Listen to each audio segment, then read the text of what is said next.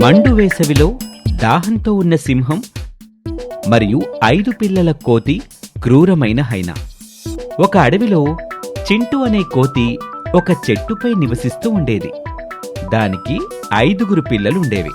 ఒకరోజు చింటూ బయటికి ఆహారం కోసం వెళ్తూ ఉండగా తన పిల్లలతో, పిల్లలు, నేను బయటికి ఆహారం కోసం వెళుతున్నాను, మీరు జాగ్రత్త, ఎవరు చెప్పినా ఈ చెట్టు నుంచి మాత్రం క్రిందికి దిగకండి. సరే మమ్మీ అని చెప్పి కోతి చెట్టు దిగి క్రిందకి వెళ్ళిపోతుంది. ఇంతలో ఒక క్రూరమైన హైనా అక్కడికొస్తుంది. దాని పేరు రానా. అది చెట్టు మీద ఉన్న కోతి పిల్లల్ని చూసి ఇలా తనలో తాను అనుకుంటుంది, అరే భలే ఉన్నాయే కోతి పిల్లలు, లేత లేత కోతి పిల్లలు, బాగా నోరూరుస్తున్నాయే, బాగా ఆకలిగా ఉంది, పైగా వాళ్ళ అమ్మ కూడా అక్కడ లేనట్టుగా ఉంది. ఎలా అయినా ఈ అమాయకపు కోతి పిల్లల్ని మోసగించి తినేయాలి అని తన మనసులో అనుకుని నెమ్మదిగా చెట్టు క్రిందకి వెళ్లి కోతి పిల్లలతో ఇలా అంటుంది, హలో కోతి పిల్లలు, బావున్నారా? మీరు ఎంత ముద్దుగా ఉన్నారో. ఎవరు నువ్వు? మాతో నీకేం పని? ఏమీ లేదు, నేను మీ అమ్మ స్నేహితురాలిని. ఆమె ఉందో లేదో చూసి వెళ్దామని వచ్చాను. మీరేమో నన్నెవరో అనుకుంటున్నారు.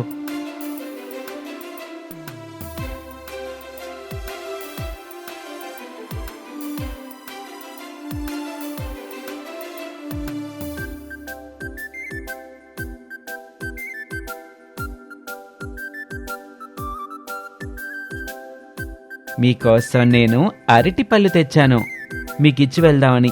మీరు క్రిందకి దిగితే మీకిచ్చి వెళ్ళిపోతాను. అమ్మో, మా మమ్మీ మమ్మల్ని ఎవరొచ్చి పిలిచినా క్రిందికి దిగవద్దని చెప్పింది. మేము చెట్టు దిగము. నీకు కావాలంటే అక్కడ పెట్టేసి వెళ్ళిపో, మేము తర్వాత తీసుకుంటాంలే.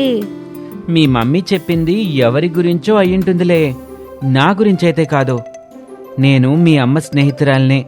సరే, మీరు నమ్మకపోతే నేనేం చెయ్యాలి? ఇవి మీ అమ్మకే ఇస్తానులే, మళ్ళీ వస్తాను.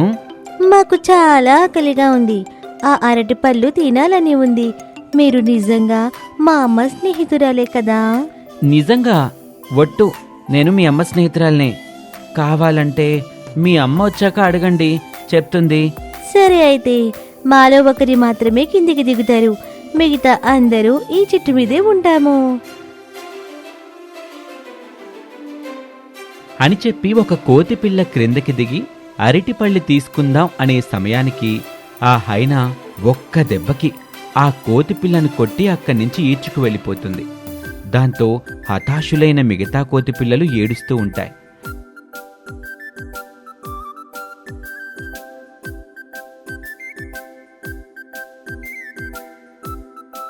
సాయంత్రం కాగానే వాళ్ళమ్మ తిరిగొస్తుంది. జరిగిన విషయాన్ని వాళ్ళ అమ్మకు చెప్తాయి కోతి పిల్లలు. అది విని చింటూ చాలా బాధపడుతుంది. తర్వాత మరికొన్ని రోజులకి చింటూ ఆహారం కోసం బయటకు వెళ్ళగానే మళ్ళీ ఆ హైనా తిరిగి మిగిలిన 4 కోతి పిల్లల దగ్గరకు వస్తుంది. వచ్చి చెట్టు మీదున్న మిగిలిన కోతి పిల్లలతో ఇలా అంటుంది, హరే, నన్ను చూసి భయపడకండి. నేను మీకు చేసిన మోసానికి మిమ్మల్ని క్షమాపణ అడగటానికి ఇక్కడికి వచ్చాను. మిమ్మల్ని నేను ఇక్కడి నుంచి ఏమీ చేయను. ఇవిగో ఈ అరటిపళ్ళు తీసుకోండి, నేను ఇక్కడి నుంచి వెళ్ళిపోతున్నాను అని రానా అక్కడి నుంచి వెళ్ళిపోతుంది. చాలాసేపు వేచి చూసిన తర్వాత కోతి పిల్లలు మాట్లాడుకుంటాయి, అరే, ఈ రానా నిజంగా మంచిగా మారిపోయింటుంది. చాలా సమయం అయింది కదా, ఇక రాదులే. మనలో ఒకరు ఈ చెట్టు దిగి ఆ నోరూరించే తీయటి అరటి పళ్ళు తెచ్చుకుందాం, లేకపోతే ఎవరో ఒకరు వాటిని తినేస్తారు అని ఒక కోతిపిల్ల ఆ చెట్టు దిగి అరటిపళ్ళ దగ్గరికి వెళ్ళగానే మళ్లీ రానా వేగంగా అక్కడికొచ్చి ఆ కోతిపిల్లను క్రూరంగా లాక్కొని వెళ్ళిపోతుంది. అది చూసి మిగతా కోతిపిల్లలు బాధగా మళ్లీ తాము తప్పు చేశామని చూస్తూ అలా ఉండిపోతాయి. ఆ తర్వాత బయట నుంచి వచ్చిన చింటూ మిగిలిన కోతిపిల్లలతో ఇలా మాట్లాడుతుంది, అరే, మళ్ళీ మీరు మోసపోయారు. నేను చెప్పాను కదా, ఎవరొచ్చినా చెట్టు దిగవద్దని. నా 2 పిల్లలని ఆ క్రూరమైన రానా పొట్టన పెట్టుకుంది. దాన్ని నేను ఎలాగైనా విడిచిపెట్టను. నాకు జరిగినదే దానికి కూడా జరగాలి. ఏదో ఒక రోజు భగవంతుడు ఆ రానాకి తగిన ఫలితం ఇస్తాడు. అలా కొన్ని రోజులు గడిచిపోగా ఒక మండు వేసవిలో ఒక ముసలి సింహం దాహంతో అక్కడికొచ్చి సొమ్మసిల్లి కింద పడిపోతుంది. అది చూసిన చింటూకి జాలేస్తుంది. కానీ అది సింహం కావటంతో ఒక్క జంతువు కూడా దాని దరిదాపుల్లోకి రాలేదు. ఇక సింహానికి నీళ్ళివ్వకపోతే అది అక్కడే మరణించేలా ఉండటంతో చింటూ చెట్టు దిగి ఒక పాత్రతో పక్కనే ఉన్న చెరువులో నుంచి నీళ్లు తెచ్చి సింహం దగ్గర పెట్టి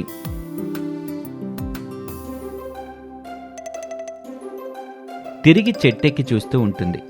సొమ్మశీలిన సింహం లేచి ఆ పాత్రలోని నీళ్లు తాగుతుంది. అప్పుడు సింహానికి తిరిగి బలం వచ్చి లేచి నిలబడి చింటూతో ఇలా మాట్లాడుతుంది. చింటూ, ఎవరు నాకు నీళ్లు తెచ్చింది? నేనే నీకు నీళ్లు తెచ్చాను, కానీ నువ్వు సింహం కదా, అందుకే భయం వేసి ఎవరు నీకు సహాయం చేయలేదు. కానీ నాకు నీ మీద జాలి వేసి ఆ పాత్రలో నీళ్లు నీ దగ్గర పెట్టి తిరిగి చెట్టెక్కేశాను. నా ప్రాణాలు కాపాడిన నిన్ను ఏమీ చేయను చింటూ. నీకు నా నుంచి ఏ సహాయం కావాలన్నా చేస్తాను. నువ్వు నీ పిల్లలు క్షేమంగా ఉండాలి. కోతి రాణా గురించి జరిగిందంతా సింహానికి చెప్తుంది. అలా జరిగిందా? నీకు నీ పిల్లలకు జరిగిన అన్యాయానికి ఆ రాణాని క్షమించేది లేదు. వాడికి నీ పిల్లలకు పట్టిన గతే పట్టిస్తాను. నేను ఈ చెట్టు వెనకాలే దాక్కొని చూస్తూ ఉంటాను. నువ్వు యథావిధిగా బయటకు వెళ్ళు. నేను వాడి పని పడతాను.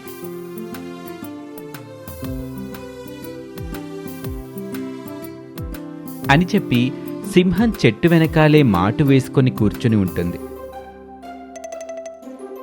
తర్వాత అక్కడికి రానా రాగానే ఒక్క ఉదుటున ముందుకొచ్చి దాన్ని ఒకే ఒక్క దెబ్బతో ఈడ్చుకొని వెళ్ళిపోతుంది.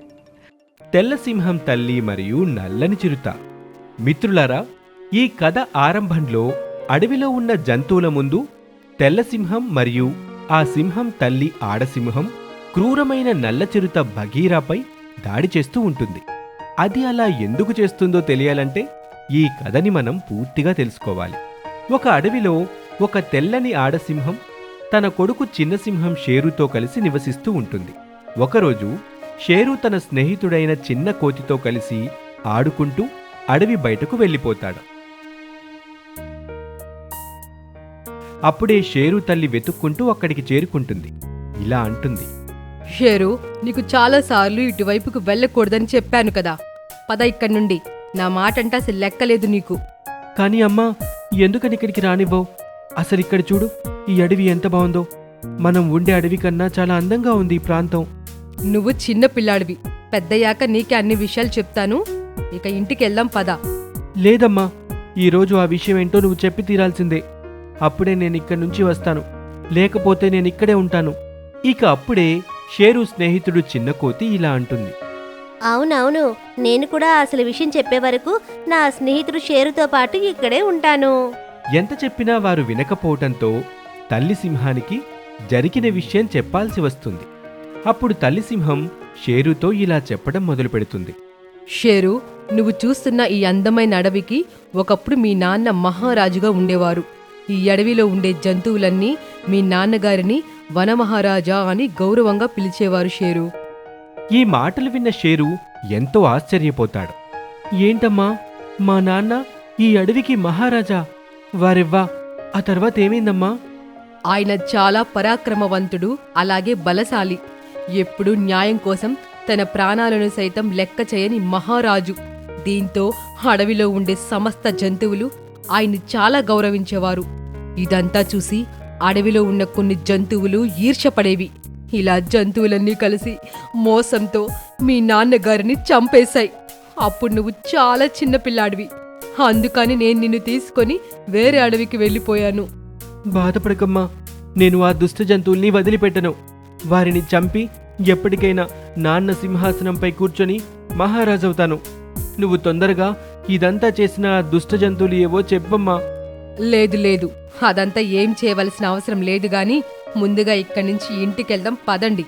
ఇలా షేరు తన తల్లి మరియు తన స్నేహితుడు చిన్న కోతితో కలిసి అక్కడి నుంచి వెళ్ళిపోతాడు. తర్వాత ఒకరోజు షేరు అడవిలో ఆడుకుంటూ ఉండగా అక్కడికి కంగారుగా చిన్న కోతి వచ్చి ఇలా అంటుంది. అయ్యో షేరు అన్నా, తొందరగా వెళ్దాం పదా. పక్క అడవిలో ఉన్న జంతువులన్నీ మన అడవిపై దాడి చేయడానికి వస్తున్నాయి. ఏమన్నావ్? ఆ దుష్ట జంతువులన్నీ మన అడవిపై దాడి చేయడానికి వస్తున్నాయా? వెంటనే వెళ్దాం పదా. చిన్న కోతి మరియు షేరు జంతువులపై దాడి చేయటానికి వెళ్తాయి. అలాగే వారికి దగ్గరగా తల్లి సింహం కూడా నిలబడి అంతా వింటూ ఉంటుంది. షేరు, నా మాట విను, ఆగు. ఆ క్రూరమైన జంతువులని మీరొక్కరే ఎదుర్కోలేరు. ఇలా చెప్తూ షేరు తల్లి కూడా వారి వెంట వెళ్తుంది. అలాగే ముగ్గురూ కలిసి అడవికి వెళ్తారు. అక్కడ క్రూరమైన బ్లాక్ ప్యాంథర్ భగీరా మరియు దాని సేవకుడు అతి తెలివైన తోడేలు నిలబడి ఉంటాయి. తెల్లని సింహాన్ని చూడగానే బ్లాక్ ప్యాంథర్ భగీరా ఇలా అంటుంది. వారెవ్వా మహారాణి, మహారాజు చనిపోయిన తర్వాత మీరు కూడా మీ బిడ్డతో కలిసి ఆత్మహత్య చేసుకున్నారేమో అనుకున్నాను. కానీ మీరింకా బ్రతికే ఉన్నారు. ఈ చిన్న సింహం నీ కొడుకా? నీ కొడుకు సాహస కార్యాల గురించి ఊరూరా చర్చలు సాగుతున్నాయి. ఇక నీ కొడుకు నా చేతిలో చావటం ఖాయం. హహహహ. ఇక ఇదంతా విన్న తల్లి సింహం కోపంతో భగీరాపై అరుస్తూ ఇలా అంటుంది. ఓరి దుష్ట భగీరా, నా కొడుకుకేదైనా హాని తలపెట్టాలని చూసావో నీ ప్రాణాలు దక్కవు. నువ్వు ఏమీ చేయలేవు. నువ్వు మోసంతో నా భర్తని చంపావు. ఎలా అయితే ఏంటి, చచ్చాడు గదా. ఇప్పుడు మీ ఇద్దరి అంతూ చూస్తాను. భగీరా అలా అనేసరికి అప్పుడు షేరు ఇలా అంటాడు. అమ్మా, నువ్వేం కంగారు పడకు. ఈ దుష్ట భగీరా నన్ను ఏమీ చేయలేడు. ఈ భగీరాకు ధైర్య సాహసాలు ఉంటే నాన్నని మోసంతో చంపేవాడి కాదు. నువ్వు బాధపడకమ్మా, నేను వీరిని అంతం చేస్తాను. ఇలా చెప్పి షేరు భగీరాపై దాడి చేస్తాడు. ఇద్దరి మధ్య చాలా భయంకరమైన కొట్లాట జరుగుతుంది. దీంతో భగీరా బాగా గాయాల పాలై తన స్నేహితుడు తోడేలుతో కలిసి ఆ అడవిని విడిచి ఎక్కడికో వెళ్ళిపోతుంది. ఇక ఆ తర్వాత అడవిలో ఉండే జంతువులన్నీ వచ్చి షేరు మరియు అతని తల్లి సింహంతో ఇలా అంటాయి. మహారాణి, మిమ్మల్ని ఇలా చూసి మాకు చాలా ఆనందంగా ఉంది. మహారాజుని చంపి దుష్ట భగీరా మాకు చాలా కష్టాలు పెట్టాడు. ఇక నుండి షేరుయే మా మహారాజు. ఈ విధంగా షేరు అడవికి మహారాజవుతాడు. తన తల్లితో కలిసి సంతోషంగా జీవిస్తూ ఉంటాడు. ఈ స్టోరీ మీకు నచ్చితే లైక్ చేయండి, కమెంట్ చేయండి. ఇలాంటి ఇంట్రెస్టింగ్ స్టోరీస్ మరిన్ని వినటం కోసం మన ఛానల్ని వెంటనే సబ్స్క్రైబ్ చేసుకోండి. Thank you for watching.